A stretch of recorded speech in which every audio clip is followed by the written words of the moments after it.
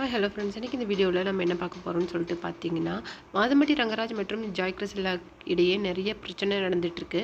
அதில் வந்து இன்றைக்கி ஜாய் கிறிசெல்டா மனம் திறந்து நிறைய விஷயத்த ஒரு யூடியூப் சேனலுக்கு இன்டர்வியூவாக கொடுத்துருக்காங்க.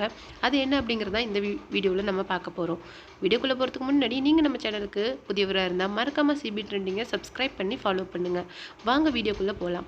மாதம்பட்டி ரங்கராஜ் அப்படிங்கிறவர் ஆல்ரெடி மேரேஜ் ஆனவர் அப்படின்னு தெரியும். அவங்க ஒய்ஃப் ஸ்ருதி வந்து ஒரு அட்வொகேட். அவங்களுக்கு 2 பசங்க இருக்காங்கன்னு சொல்லிட்டு நமக்கு நல்லாவே தெரியும்.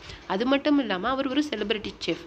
திடீர்னு கொஞ்ச நாளாக என்ன பண்ணினாங்க, ஜாய் கிறிசெல்டா அப்படிங்கிறவங்க எனக்கும் மாதம்பட்டிக்கும் மேரேஜ் ஆயிடுச்சு அப்படின்னு சொல்லிட்டு அவங்களோட மேரேஜ் ஃபோட்டோஸ், அப்புறமேல அவங்க 2 பேரும் ஒன்றா இருக்கிற மாதிரி நிறைய ஃபோட்டோஸ் வீடியோஸை ரிலீஸ் பண்ண ஆரம்பித்தாங்க. அதுக்கப்புறமேலும் மகளிர் ஆணையத்தில் அவங்க வந்து கம்ப்ளைண்ட் பண்ணியிருக்காங்க. அவர் என்ன மேரேஜ் பண்ணி ஏமாற்றிட்டாரு அப்படின்னு சொல்லிட்டு கம்ப்ளைண்ட் பண்ணியிருந்தாங்க. அதை தொடர்ந்து இது வந்து இப்போ ஒரு கேஸாக போயிட்டுருக்கு. அது மட்டும் இல்லாமல் அவங்க வந்து கிட்டத்தட்ட டெலிவரி ஸ்டேஜில் இருக்காங்க. நான் போல்டாக சொல்கிறேன், எனக்கு எந்த ப்ராப்ளமும் கிடையாது, நான் டிஎன்ஏ டெஸ்ட் எடுக்கவும் தயாராக இருக்கேன் அப்படின்னு சொல்லிட்டு ஜாய் கிறிசெல்டா வந்து அடுக்கடுக்காக நிறைய விஷயங்களை சொல்லிட்டு வந்திருந்தாங்க. இதுக்கு மாதம்பட்டி தரப்புலேருந்து எந்த விதமான ரிப்ளையும் வந்ததில்லை. அப்பப்போ அவரும் வந்து இதுக்கும் எனக்கும் எந்த சம்மந்தம் இல்லை அப்படி இப்படி சொல்லிட்டு ரிப்ளை பண்ணிட்டு இருந்தார்.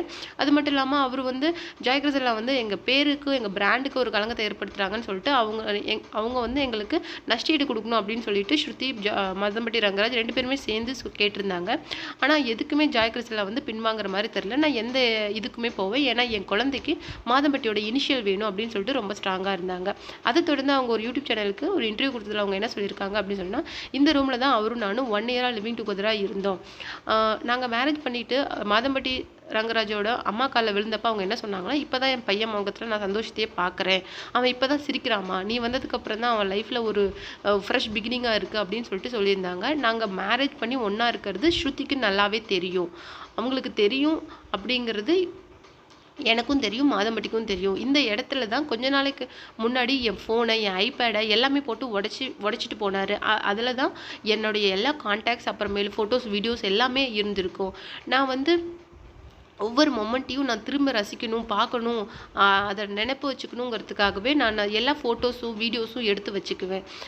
இப்போ அது எனக்கு எவ்வளோ ஹெல்ப்ஃபுல்லாக இருக்குதுன்னு சொல்லிட்டு நீங்கள் நம்ப மாட்டீங்க அப்படின்னு சொல்லியிருந்தாங்க. அது மட்டும் கிடையாது, கொஞ்ச நாளைக்கு முன்னாடி மாதம்பட்டி ரங்கராஜோட ஆஃபீஸ்லேருந்து எனக்கு ஒரு கால் வந்தது. எனக்கு வந்து 1 டைம் செட்டில்மெண்ட்டாக கொடுத்துறேன், எவ்வளோ வேணாலும் கேட்க சொல்லி எனக்கு ஃபோர்ஸ் பண்ணியிருந்தாங்க. ஆனால் யாராவது காசு கீசுன்னு சொல்லிட்டு இங்கே வந்தீங்கன்னா உண்மையிலே நல்லா இருக்காதுன்னு சொல்லிட்டு நான் வந்திருக்கேன். ஏன்னா அவர் ஒரு செலிபிரிட்டி செஃப்பாக இருக்கட்டும், எனக்கு வந்து நியாயம் வேணும். அவர் ஒரு சிஎம்க்கு சமைச்சிருக்காரு, பிஎம்க்கு சமைச்சிருக்காருங்கிறதுக்காக என்னால் பின்வாங்க முடியாது. அது மட்டும் இல்லாமல் ஒரு சிஎம் பிஎம்மாக இருந்து கூட ஒரு விமனுக்கு அவங்க ஒரு இஷ்யூன்னா கேட்க மாட்டாங்களா?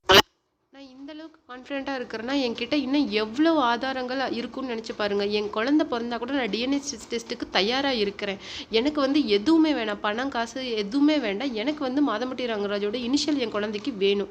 அது மட்டும் தான் நான் வந்து ஃபஸ்ட்லேருந்தே நான் டிமாண்ட் பண்ணிகிட்டு இருக்கிற ஒரே விஷயம் அது மட்டும்தான் அப்படின்னு சொல்லிட்டு ரொம்ப கண்ணீரோட அந்த பேட்டியை அவங்க முடிச்சிருக்கிறாங்க. நீங்கள் இந்த வீடியோ பற்றி என்ன நினைக்கிறீங்க அப்படிங்கிற உங்களுடைய கமெண்ட்டை நம்ம கமெண்ட் பாக்ஸில் கொடுத்துருங்க.